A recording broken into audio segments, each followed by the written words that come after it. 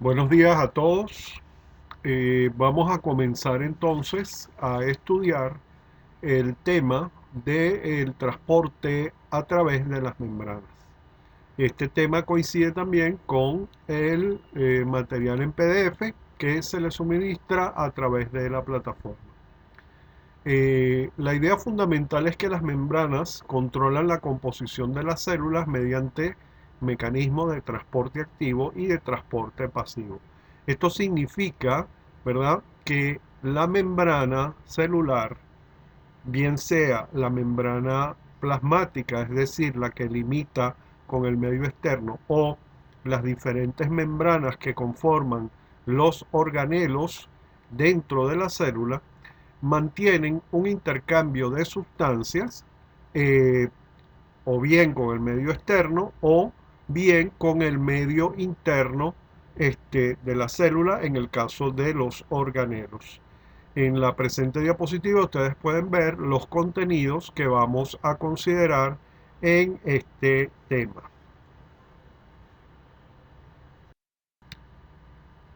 Quiero simplemente que lean en esta diapositiva lo que se va a considerar, pero lo vamos a ir desarrollando a lo largo de toda la presentación. Bueno, para comenzar entonces, vamos a ver lo que se analiza en esta diapositiva. Las partículas se desplazan a través de las membranas por difusión simple, difusión facilitada, ósmosis o transporte activo. Entonces vamos a comenzar con lo que sería la difusión simple.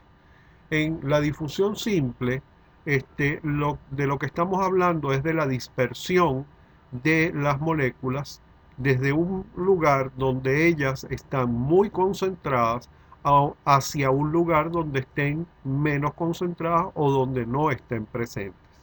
Si ustedes, por ejemplo, toman un envase de cristal, lo llenan de agua y colocan una gota de tinta o de ese colorante que se utiliza para las tortas, ¿verdad? Con mucho cuidado, una gotica, sin mover el agua, ustedes se van a dar cuenta que poco a poco la tinta se va dispersando por toda el agua contenida en el envase, ¿verdad? Esto es lo que se conoce como difusión.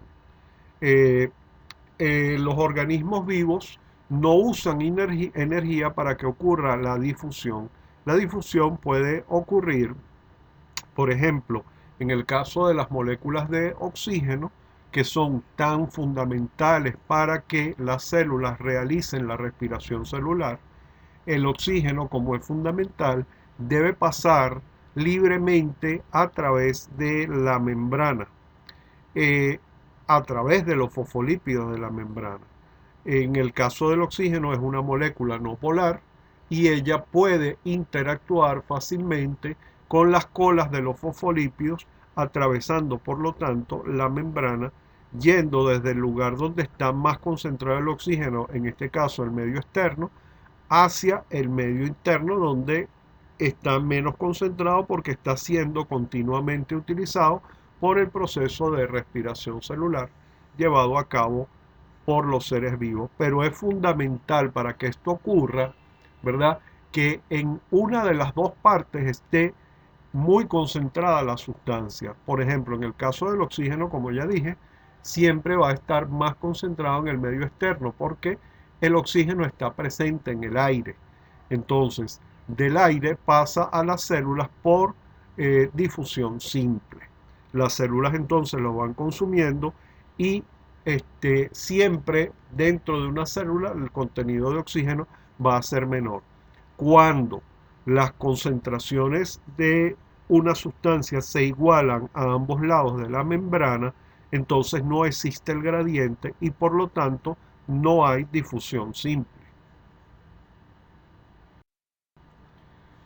Aquí podemos ver, por ejemplo, el caso de la difusión simple a través de una membrana y cómo, ¿verdad?, las moléculas que están del lado izquierdo, estoy en la primera fotografía del lado izquierdo, ¿verdad?, hay muchas moléculas en un lugar, en la fotografía del centro esas moléculas van pasando a través de, en este caso, poros, a través de la membrana, y llega un momento, ¿verdad?, en que se establece el equilibrio. En la fotografía de la derecha no hay difusión neta, es decir, las mismas moléculas que pasan de un lado pasan del otro. Entonces, se llega al equilibrio y ya no hay más difusión. Sería, por ejemplo, en el caso de la gota de colorante de la que les hablé anteriormente, que ya todas las moléculas están dispersas y ocupando todo el espacio disponible del agua dentro del envase de cristal.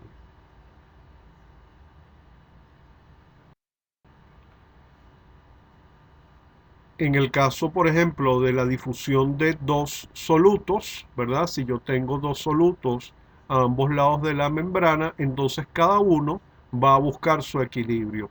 Siempre van a viajar de donde está más concentrado a donde está menos concentrado. Les invito a que hagan el ejercicio mental de revisar las fotografías de izquierda a derecha para que puedan observar cómo al final en la fotografía de la derecha, las moléculas se encuentran en la misma concentración a ambos lados de, en este caso, de una membrana, y por lo tanto se establece un equilibrio entre las dos sustancias.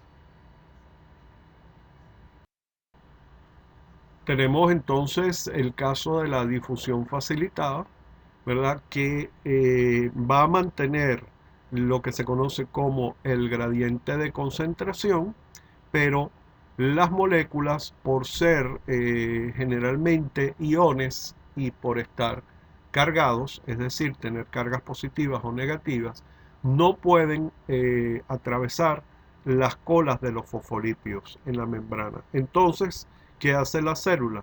La célula eh, produce unas proteínas que va a colocar estratégicamente en la membrana y van a facilitar el paso de estas sustancias, ¿verdad?, a su través. Es decir, van a permitir que esos iones pasen a través no directamente de la membrana, sino a través de los canales proteicos. Entonces, esto es lo que se conoce como difusión facilitada, pero siempre se va a mantener, ¿verdad?, el gradiente de concentración, es decir, los iones van a pasar, las moléculas van a pasar solamente si hay un gradiente de concentración, es decir, si están más concentrados de un lado que del otro, porque si no, no hay difusión, ni simple ni facilitada. Aquí tenemos un ejemplo, ¿verdad? Podemos ver la estructura de la bicapa de fosfolípidos, la estructura de la membrana, y podemos ver entonces arriba el fluido extracelular y abajo el citoplasma. Entonces las sustancias van a atravesar la membrana a favor del gradiente, pero utilizando un canal proteico, utilizando una proteína.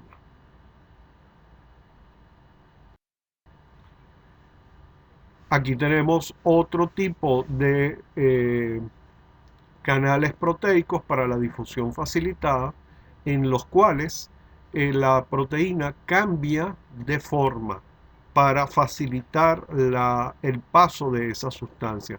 En el caso anterior era simplemente un túnel, un canal.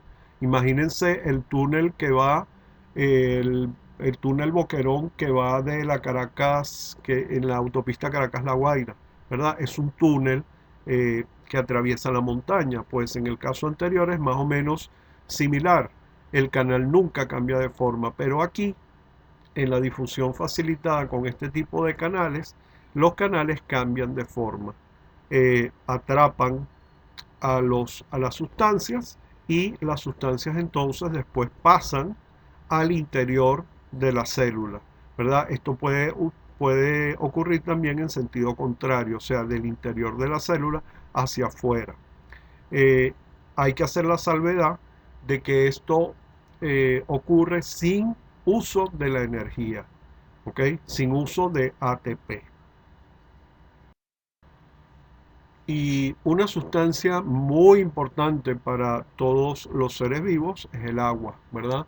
El agua también tiene su proceso por el cual pasa a través de las membranas, pero en este caso se conoce como ósmosis, ¿verdad? Entonces, el agua se mueve hacia adentro, hacia afuera de la célula libremente, pero esto va a depender de un factor muy importante. Va a depender de la cantidad de solutos disueltos en la misma. Para aclarar un poquito, ¿verdad? El agua tiene generalmente sustancias disueltas en ella misma, sales minerales, azúcares, incluso proteínas. Entonces, dependiendo de la cantidad de estas sustancias disueltas en el agua, parafraseando, dependiendo de la cantidad de solutos disueltos en el agua, entonces va a haber un movimiento del agua desde una zona de menor concentración de solutos a una zona de mayor concentración de solutos. Si ustedes se fijan en el dibujo que está en la parte inferior de la fotografía, de los dos vasos de precipitado, tenemos dos porciones de agua separadas por un cristal, ¿verdad? Y en cada una de las porciones de agua hay azúcares disueltos, pero en diferente cantidad. Es decir, hay un soluto disuelto en diferente cantidad, en este caso es azúcar. Entonces, ¿qué va a suceder? Si yo coloco una división, ¿verdad?, que sea semipermeable, es decir, que permita el paso del agua, pero no de los solutos, al cabo de un tiempo voy a observar que del lado donde hay mayor concentración de azúcar, mayor cantidad de moléculas de azúcar, ¿verdad? El agua aumenta de volumen, mientras que del lado donde hay menor cantidad de azúcar disuelto, menor cantidad de soluto, el agua disminuye de volumen. Esto implica, ¿verdad?, que el agua pasó desde el lugar menos concentrado al lugar más concentrado. Y esto es lo que se produce, lo que se conoce como ósmosis, ¿verdad? El paso del agua a través de una membrana semipermeable desde una solución de menor concentración a una solución de mayor concentración. ¿Ok? Es importante acotar que en el caso de la ósmosis no se requiere energía y generalmente este proceso ocurre, ¿verdad?, porque la molécula de agua puede atravesar libremente la membrana o porque hay canales dentro de la membrana que así lo permiten. Aquí tenemos una representación muy clásica de lo que sucedería, ¿verdad? A la izquierda, en la parte superior, tenemos un tubo en U, ¿verdad? Donde colocó una solución azucarada, también puede ser con sal, puede ser cualquier otro tipo de sustancia, de un lado menos concentrado y de un lado más concentrado. Al cabo de un tiempo se va a ver cómo a través del tubo se puede observar que un lado aumenta el volumen de agua mientras que en el otro lado disminuye. Y en el cuadrito del centro ustedes pueden ver entonces que las moléculas de agua han atravesado la membrana, esa membrana que es semipermeable, desde el lugar donde están menos concentrados al más concentrado. Y hay que hacer la salvedad, ¿verdad?, que esto ocurre para igualar la concentración de agua a ambos lados de la membrana, o mejor dicho, para igualar la concentración de solutos a ambos lados de la membrana. ¿Por qué? Porque esto es lo que sucede generalmente en los sistemas vivos. Los sistemas vivos tienden al equilibrio. Entonces, cuando yo agrego más solvente, que en este caso es el agua, a una solución, entonces lo que estoy haciendo es diluirla. Es decir, tengo la misma cantidad de soluto, pero tengo mayor cantidad de solvente. Y eso hace entonces que la solución se diluya y se igualen las concentraciones a ambos lados de la membrana. Aunque en el lado izquierdo del tubo yo tenga menos moléculas de azúcar, en este caso, voy a tener también menor cantidad de agua. Y en el lado derecho voy a tener mayor cantidad de soluto, pero voy a tener mayor cantidad de agua. Entonces la solución se diluye, la solución de la derecha se diluye. Por lo tanto, las concentraciones a ambos lados de la membrana se igualan, ¿verdad? Yo puedo igualar entonces agregando más soluto, perdón, agregando más solvente, que en este caso es el agua. Y eso es lo que hacen generalmente los sistemas vivos. Aquí tenemos el caso de dos tipos de células sometidas a diferentes concentraciones, ¿verdad? Y aquí vamos a introducir tres términos nuevos, ¿verdad? La parte superior vamos a ver un glóbulo rojo, ¿ok? El glóbulo rojo yo lo puedo someter a tres concentraciones diferentes con respecto a la concentración de su citoplasma. En el caso de la izquierda tenemos una solución hipotónica.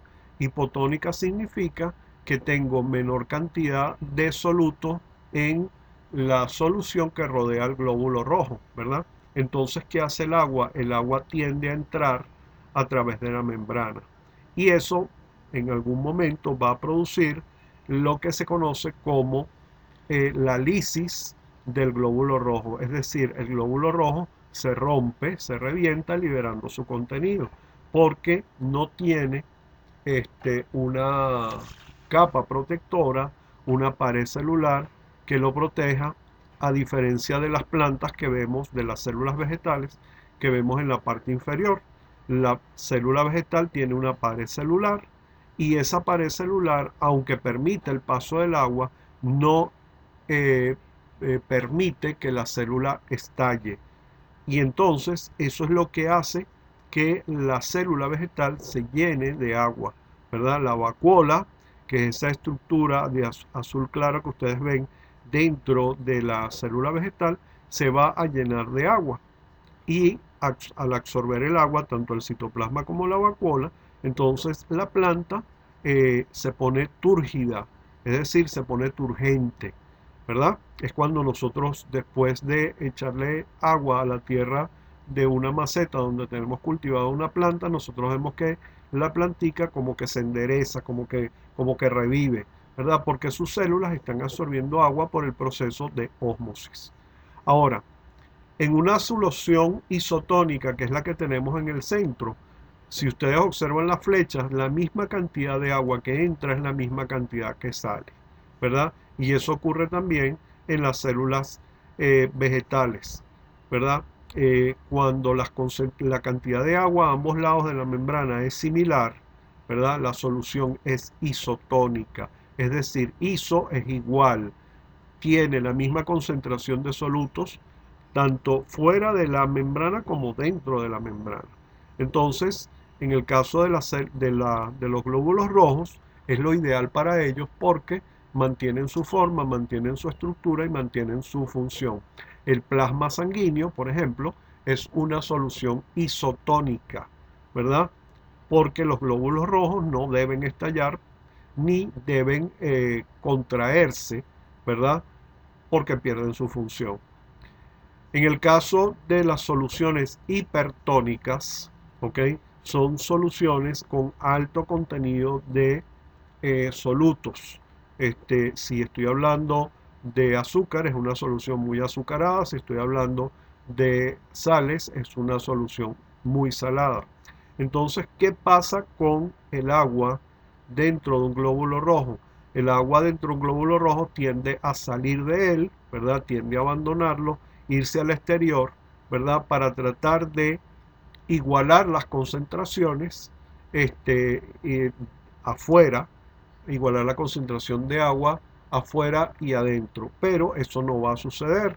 Entonces la célula se arruga, se encoge por la pérdida de agua. Igual ocurre en las células vegetales. La célula pierde agua, ¿ok? Y es cuando tenemos el fenómeno entonces del marchitamiento. A nivel celular se llama plasmólisis, es decir, las membranas de la célula se despegan de la pared celular por la pérdida de agua, ¿verdad? Para ambos tipos de células, este efecto es bastante nocivo, ¿ok? Aunque se puede revertir si se ataja a tiempo, es decir, si se coloca agua eh, a la solución para hacerla isotónica. Eh, Como caso curioso, por ejemplo, los glóbulos rojos, ¿ok? Que se van a transportar de un lugar a otro, ¿verdad? Generalmente se tienen que bañar en una solución isotónica. Un órgano, por ejemplo, para un trasplante debe ser colocado en una solución isotónica, es decir, que impida o que se llene de agua o que pierda agua, ¿verdad? Y en el caso, por ejemplo, cuando vamos a la playa, nos bañamos en agua de mar, nosotros vamos a observar al cabo de un tiempo que estemos metidos en el agua como los dedos, la piel de los dedos se arruga, ¿verdad? Eso ocurre por la pérdida de agua de nuestras células, ¿verdad? Nuestras células están, de la piel están perdiendo agua constantemente porque el agua de mar es hipertónica con respecto al contenido del agua en el citoplasma. Y por eso también las plantas generalmente no crecen en agua salada. Aunque hay algunas plantas como los manglares que pueden crecer en agua salada, tienen mecanismos para expulsar la sal, ¿verdad? Y hacer que su citoplasma sea isotónico con respecto al agua de mar. Pero eso son muy pocas plantas, ¿ok? Por eso las plantas necesitan un constante aporte de agua. Y como les había dicho anteriormente, algunas células pues tienen unos poros especiales formados por proteínas que se llaman acuaporinas. Estas acuaporinas pueden facilitar el paso de las moléculas de agua a ambos lados de la membrana, pero también las moléculas de agua, como ustedes pueden observar en la fotografía de la derecha, pasan a través de la membrana celular sin ningún problema, aunque en menor cantidad. En la foto de la derecha, ustedes pueden observar una representación tridimensional de cómo sería una acuaporina. Y pueden ver las moléculas de agua, ¿verdad? Simbolizadas por las esferitas rojas y blancas que van pasando a través de ese canal que forma la acuaporina. La acuaporina nunca cambia de forma, es decir, el túnel que está formado por esa proteína nunca cambia de forma.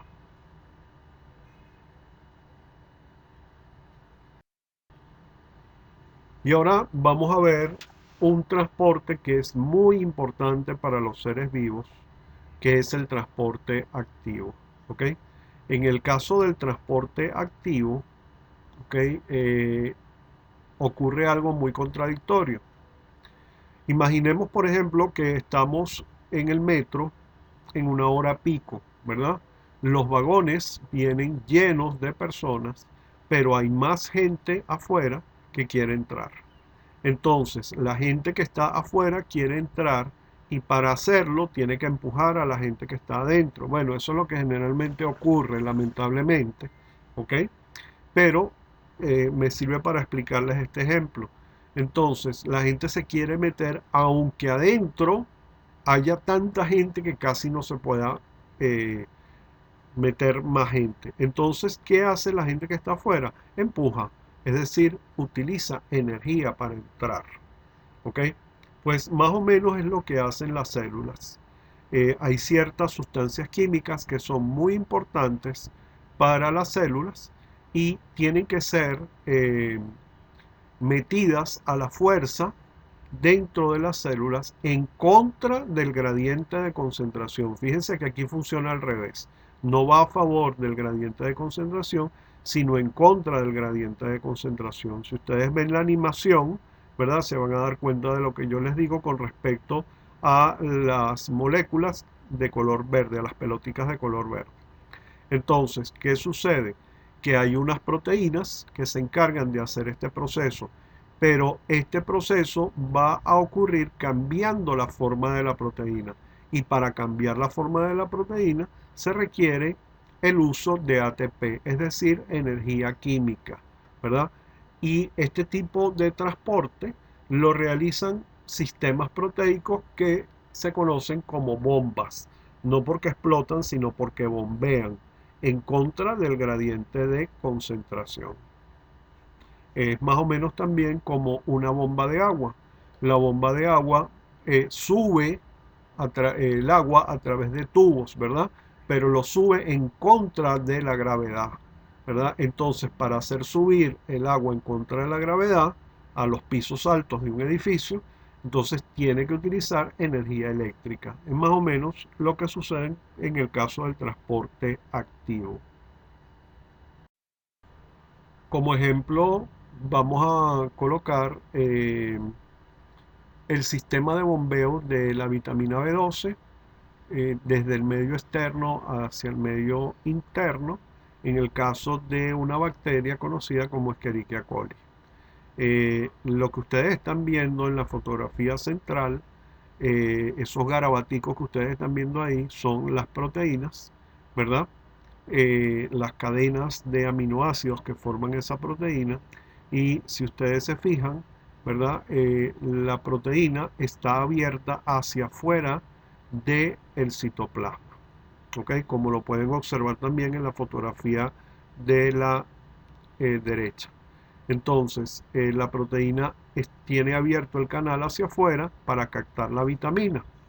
Luego, una vez que la vitamina está dentro de la molécula, ¿verdad? Esta molécula va a cambiar de forma usando ATP. Es la única manera que ella pueda cambiar de forma, ¿verdad? Y una vez que que ocurre este cambio de forma, entonces la vitamina puede ser expulsada al otro lado de la membrana, ¿verdad? Y finalmente la molécula, la proteína recupera, la proteína transportadora o la bomba en este caso, recupera su forma original para continuar el proceso. Por eso es muy importante considerar lo siguiente, ¿verdad? Como estas son proteínas y las proteínas trabajan en un rango de temperatura y algunas proteínas trabajan con ATP, en las proteínas transportadoras trabajan con ATP, entonces, por ejemplo, la temperatura y la cantidad de ATP presente en las células pueden ser limitantes para la función, para el funcionamiento de estas proteínas transportadoras. Incluso puede ser limitante la producción de ATP, porque la producción de ATP está ligada al proceso de respiración celular. Y si no ocurre la respiración celular, entonces no se produce ATP y hay una serie de consecuencias, entre ellas que no se produce el transporte activo. Les sugiero que tengan muy en cuenta lo que acabo de decir porque es muy importante para nuestras próximas clases. Entonces vamos a hacer un pequeño resumen, ¿verdad? Utilizando estos esquemas que son muy útiles de los tipos de transporte. Tenemos a la izquierda el transporte pasivo, ¿verdad? Eh, Dividido en dos. El transporte pasivo por difusión, ¿verdad? Difusión simple, en el cual las moléculas atraviesan libremente la membrana porque pueden interactuar con los fosfolípidos de la misma, o la difusión facilitada, ¿verdad? Que ocurre a través de canales sin cambio de forma o por canales que cambian de forma pero sin la intervención del ATP. ¿Ok? Esto sería la difusión facilitada. Y junto con la difusión simple formarían lo que se llama, serían los dos aspectos del transporte pasivo. A la derecha tenemos el transporte activo. Y en el transporte activo entonces tenemos el paso de moléculas en contra del gradiente de concentración. Es decir, de un lugar donde están menos concentrados a un lugar donde están más concentrados, ¿verdad? A través de una proteína que cambia de forma por la presencia, por la acción o utilizando ATP.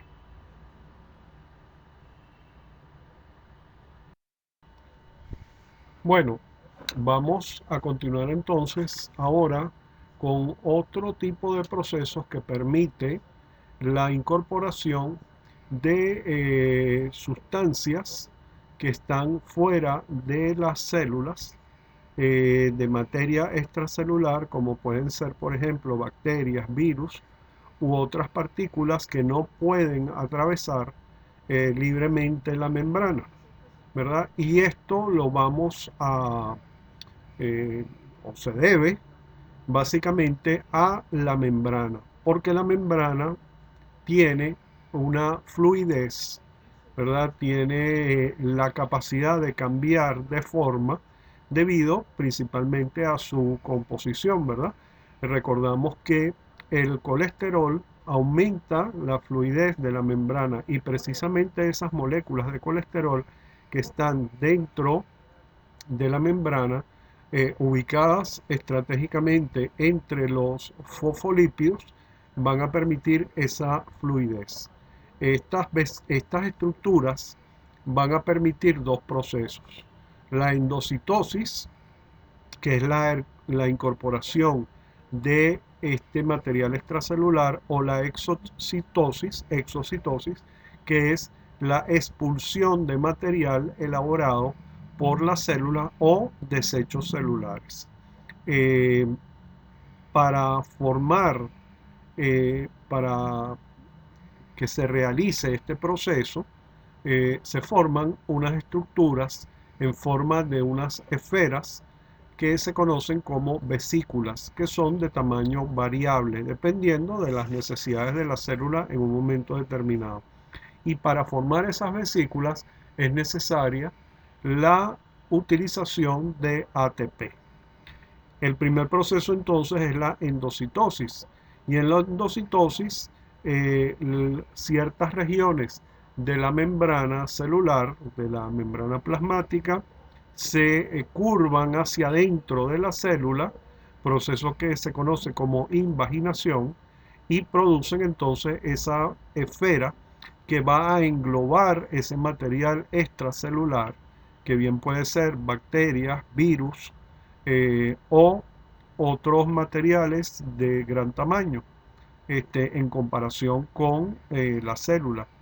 Eh, estas vesículas contienen además agua y solutos del medio externo, ¿verdad? Y pueden entonces atravesar la membrana y llegar al interior de la célula. Ejemplos de endocitosis, por ejemplo, los tenemos en la placenta, que es un órgano que se forma transitoriamente durante la gestación de un bebé humano o de los mamíferos, ¿verdad? En algunas especies de reptiles también ocurre. Y esa placenta, ¿verdad? Es selectiva para las sustancias que van a ser pasadas al feto. Entonces, las sustancias como proteínas y anticuerpos producidos por la madre van a pasar al feto a través de endocitosis que ocurre en las células de la placenta. Esas vesículas entonces son transportadas a el organismo del bebé, y las sustancias químicas que necesita el bebé para su normal desarrollo entonces le son entregadas a través de estas vesículas. Otro proceso parecido ocurre en la amiba o amoeba y el paramecio, que son dos protistas que buscan alimento en el medio en el que viven, el medio acuoso en el que viven.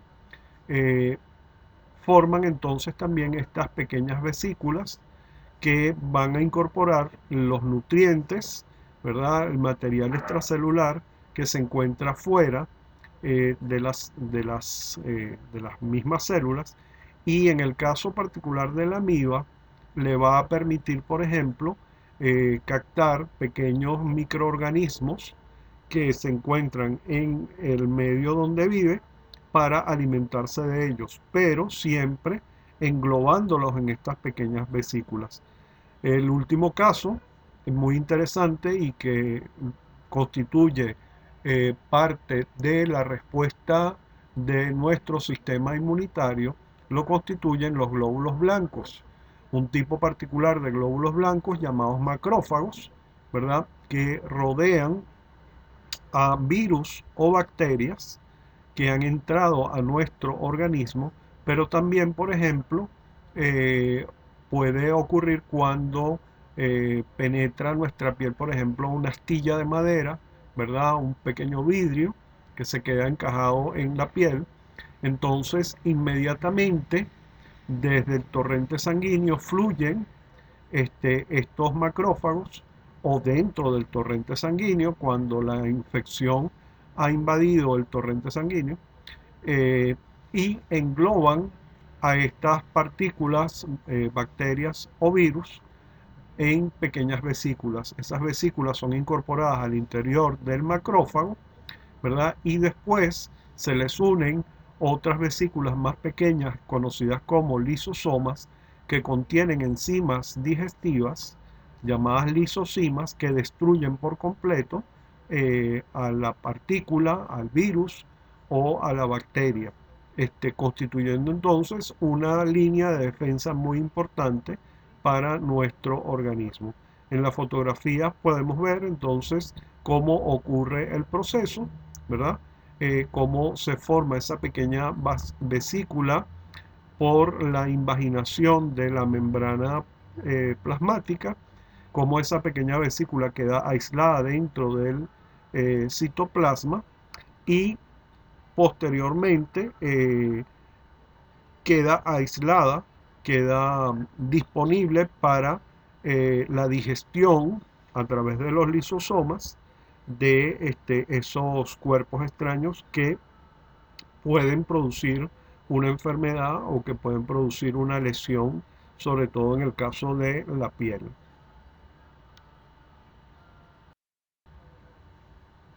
Otro proceso muy interesante y que podríamos considerar como contrario a la endocitosis es la exocitosis. Exo significa hacia afuera, ¿verdad? Y este proceso es muy importante en las células porque les permite expulsar, en el caso de células de vida libre, individuales, les permite expulsar desechos, y también sustancias de defensa, ¿ok? Pero en el caso, por ejemplo, de nuestras células, sobre todo las células que forman parte del sistema endocrino, es decir, de las glándulas, y también en el caso de las neuronas, en el caso de la formación de los neurotransmisores, pues les permite expulsar hormonas o neurotransmisores a través de un proceso que se llama secreción. ¿Cómo ocurre esto? Inicialmente, en el retículo endoplasmático rugoso se forman proteínas. Esas proteínas entonces en la membrana de este retículo quedan atrapadas dentro de pequeñas vesículas. Esas vesículas posteriormente van a pasar al aparato de Golgi, que es otro sistema de membranas, en donde estas proteínas, donde estas sustancias son modificadas como si fuera una fábrica, ¿verdad? Se les modifica su forma, se le agregan componentes y después pasan a la membrana plasmática para ser expulsadas al medio externo extracelular, como ustedes pueden observar en el dibujo de la derecha, en la parte inferior. Entonces, este proceso es muy importante porque es la manera en la cual cierto tipo de células producen sustancias que pueden ser necesarias o que de hecho son necesarias en otros tipos de células. Por ejemplo, los neurotransmisores producidos en una neurona son necesarios para producir el impulso nervioso en la siguiente neurona.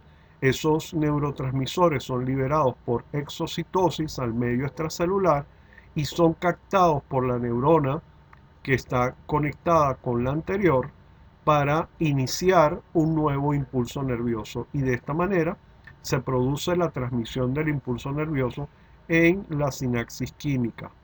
Otro ejemplo lo tenemos en la liberación de sustancias de desecho. Por ejemplo, cuando un macrófago ha digerido una bacteria o un virus, sus componentes que no son utilizables por la célula deben ser expulsados. Y entonces la misma vacuola que se originó al principio por endocitosis, ahora va a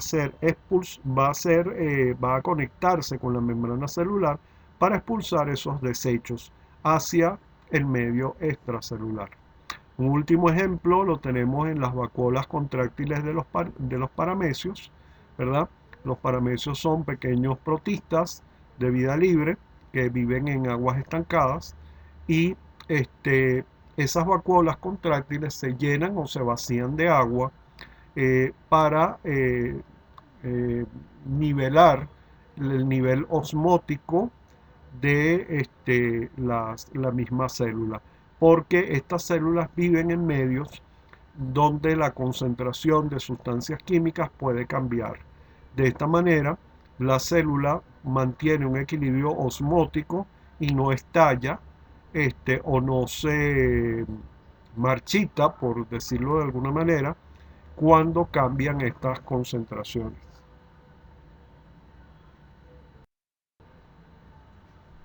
Aquí podemos observar en las dos fotografías al paramecio, ¿verdad?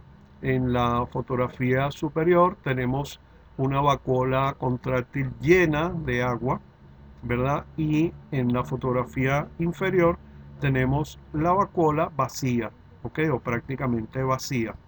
Y como les dije anteriormente, este mecanismo lo utilizan estos microorganismos de vida libre para equilibrar su osmolaridad, es decir, para estar en equilibrio osmótico con el medio acuoso circundante, cuya concentración de sustancias disueltas de soluto puede ser muy variable.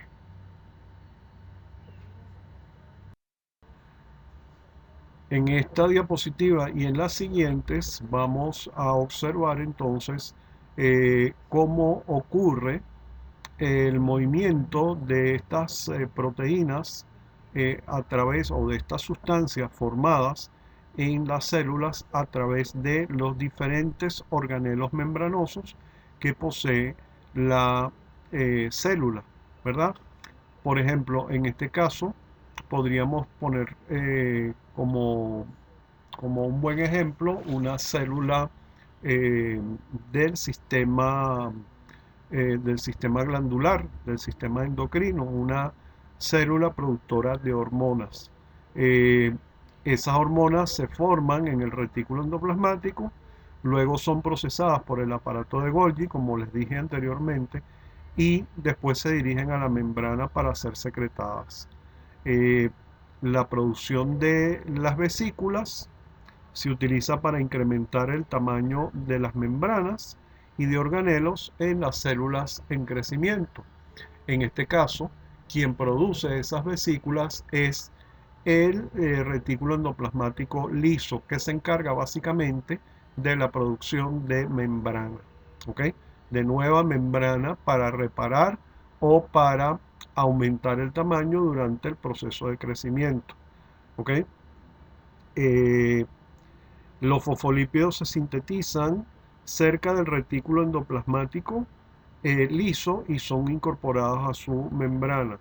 El retículo endoplasmático rugoso sintetiza las proteínas, ¿verdad? Y en conjunto, ¿verdad? Son enviados entonces en pequeñas vesículas a la membrana plasmática para incrementar su tamaño. En las diapositivas siguientes pueden ver el proceso paso a paso.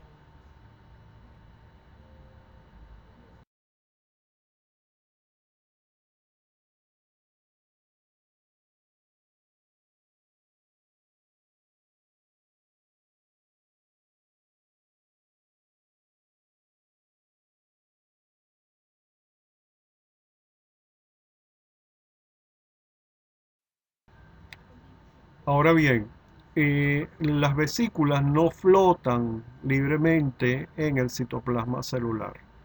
Estas vesículas se mueven a través de un sistema que forma parte del citoesqueleto celular, formado por unas proteínas que forman a su vez una estructura en forma de tubo que se llama microtúbulo. Las proteínas van, por así decirlo, perdón, las vesículas van, por así decirlo, montadas sobre una proteína que se mueve, ¿verdad? Una proteína con movimiento que se mueve sobre el microtúbulo, y para realizar ese movimiento, que parecen como pequeños pasos, utiliza en cada paso ATP.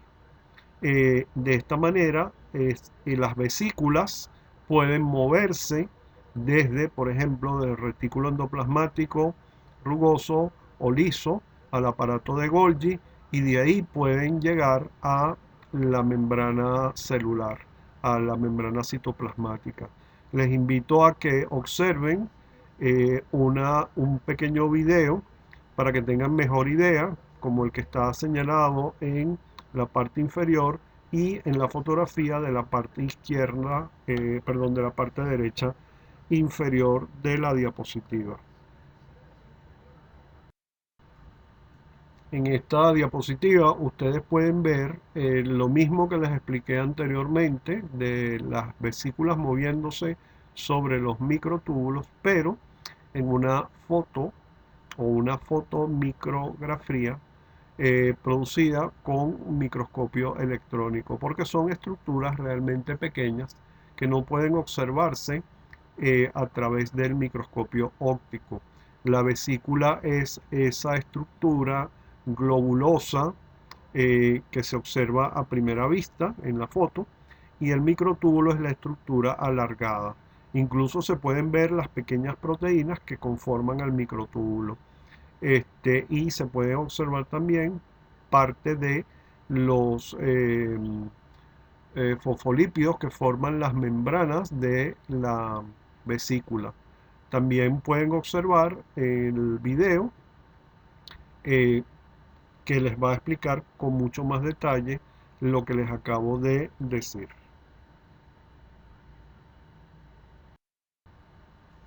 Me gustaría que leyeran con atención este material, que también lo van a encontrar en el PDF que se les suministra con respecto a este tema, porque es importante que comprendamos un tipo de transporte activo que tiene lugar con la bomba de sodio y potasio en las células nerviosas, en las neuronas. ¿Ok? Básicamente, lo que hace la neurona es eh, incorporar a través de canales por transporte pasivo, ¿verdad? Incorporar sodio y expulsar por otros canales potasio. Esto va a producir un cambio en la polaridad de la membrana, lo que va a disparar lo que se conoce como potencial de acción o impulso nervioso. Pero una vez que el impulso nervioso ha pasado, necesitamos restituir la polaridad de la membrana. Para eso, el potasio debe volver a entrar y el sodio debe volver a salir. Pero ambos iones van a encontrarse con un problema, que es que van a entrar o salir en contra del gradiente de concentración. Por esa razón, se necesita un sistema de bombeo, ¿verdad? Que es una proteína que se llama la bomba de sodio-potasio, que funciona con ATP. En las diapositivas posteriores vamos a observar con más detalle cómo funciona la bomba de sodio-potasio.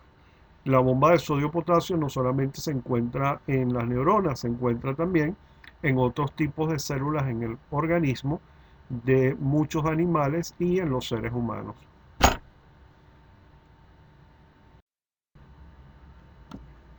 En esta diapositiva ustedes pueden observar la proteína que forma la bomba de sodio-potasio, ¿verdad?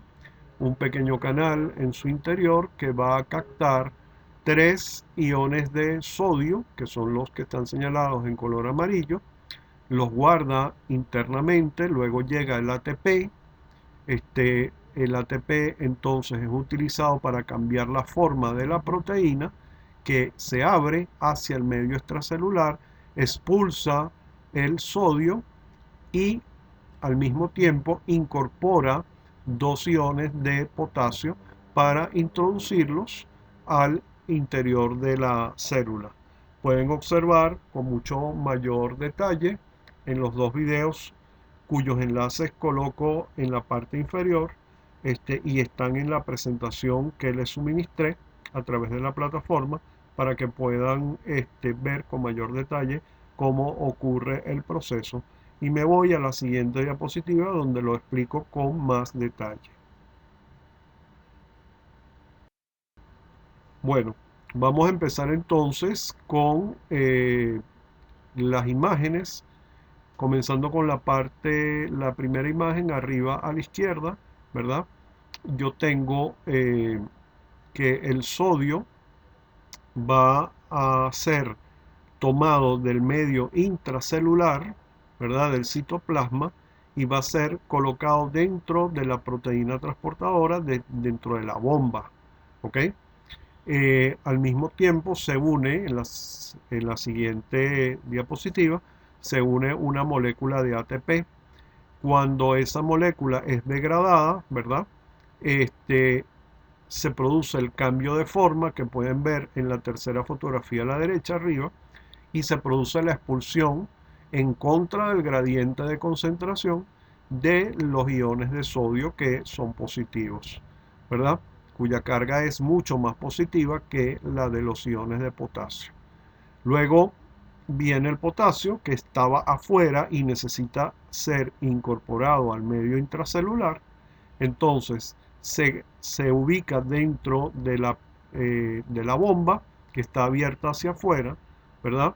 Y al cambiar de forma queda abierto hacia el interior de la célula, hacia el citoplasma, expulsa los 2 iones de potasio y se vuelve a realizar el proceso nuevamente hasta equilibrar las concentraciones de iones, bueno, mejor dicho, hasta que vuelva a suceder otro impulso nervioso y sea necesario equilibrar el voltaje de la membrana.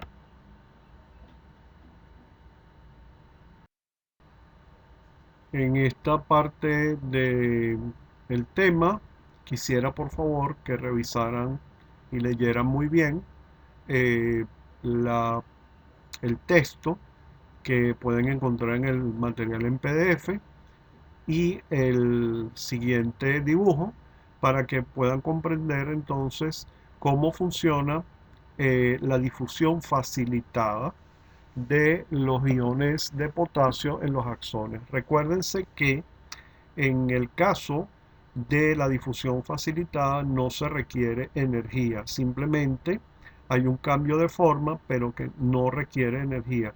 Y esto ocurre cuando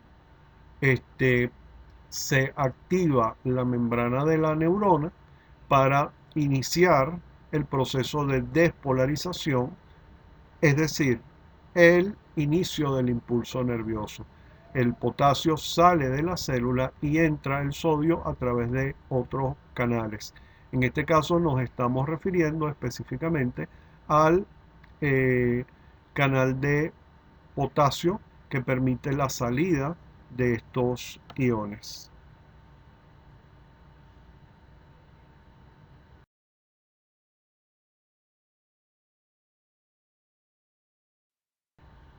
Y en estas dos últimas diapositivas, en esta y en la que viene, vamos a ver una aplicación práctica de lo que es la ósmosis con respecto a la preservación de órganos y de tejidos eh, que se pueden utilizar en procedimientos médicos, ¿verdad? En operaciones, en transfusiones, etcétera.